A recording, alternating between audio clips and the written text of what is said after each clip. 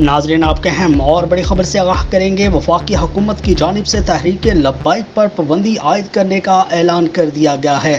اہم اور بڑی خبر ہے، وفاقی حکومت کی جانب سے تحریک لبیک پر پابندی عائد کرنے کا اعلان کر دیا گیا۔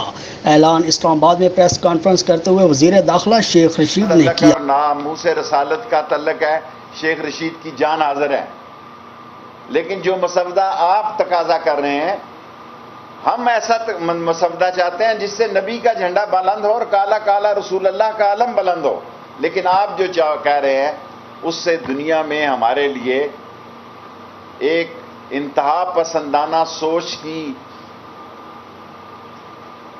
مملکت کا تاثر جاتا ہے، اور جب بات آدمی مذاکرات میں لاتا ہے تو اس میں وہ گنجائش رکھتا ہے۔